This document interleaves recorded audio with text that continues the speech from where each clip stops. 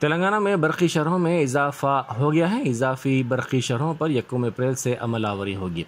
Telangana state electricity regulatory commission के chairman T रंगा राव ने ये बात बताई। उन्होंने कहा कि दोनों डिस्कॉम्स ने 5 साल के लिए बरक़ी शरहों में इजाफे की तजवीज़ कमीशन के सामने पेश की थी, जिस पर सार्फिन की राय हासिल करते हुए कमीशन ने डिस्कॉम्स को बरक़ी शरहों में इजाफे की इजाज़त दी। उन्होंने कहा कि डिस्कॉम्स ने माली साल 2022-23 के दौरान मालियाती आमदनी के 16,000 करोड़ रुपए के फ़र्क को घटाने की तजवीज़ पेश की थी, जिस पर कमीशन ने 14,237 करोड़ मालियाती आमदनी के फ़र्क को घटाने की इजाज़त दी है। चेयरमैन ERC ने कहा कि घरेलू सार्फिन पर 50 पैसे फ़ी यूनिट और सनती सार्फिन पर ₹1 फ़ी यूनिट इजाफे की मंजूरी दी गई है। इजाफी बरक़ी शरहों पर 1 अप्रैल से अमल आवरी की जाएगी। टीएस डिस्कమ్స్లు ప్రతిపాదించినటువంటి 18% టారిఫ్ పెంపుదలని కమిషను 14%కు కుదిస్తూ నిర్ణయం తీసుకోవడం జరిగింది.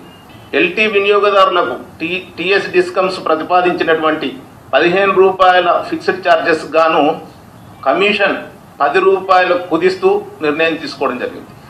డొమెస్టిక్ 50 పైసా, ₹1 ఇండస్ట్రీస్. 2D ప్రతి నెల 200 యూనిట్ల వరకు వినియోగించే హెయిర్ కటింగ్ సెలూన్లకు ఎలాంటి టారిఫ్ రివిజన్ లేదు.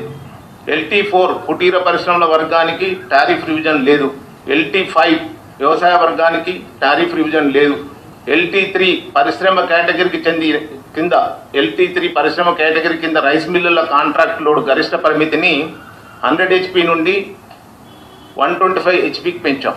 2-వే కమ్యూనికేషన్ టెక్నాలజీ ఉపయోగించి 2 సంవత్సరాలలోగా 100% అగ్రికల్చర్ DTR మీటరింగ్ సాధించాలని టీఎస్ డిస్కమ్లని కమిషన్ ఆదేశించింది.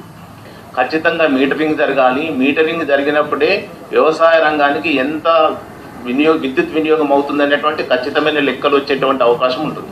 DTRs లేకపోతే ట్రాన్స్ఫార్మర్స్ సెగ్రిగేషన్ చేసి అట్లా చేద్దాం అనుకున్నాం కాబట్టి అది కాకపోతే ఏంటంటే ఆర్థికంగా చాలా భారం పడే అవకాశం ఉంటుంది. కాబట్టి DTR దగ్గరనే మీటర్స్ పెట్టాలనేటువంటి నిర్ణయాన్ని తీసుకొని కమిషన్ ఆ విధంగా డిస్కమ్లను ఆదేశిస్తూ ఉంది.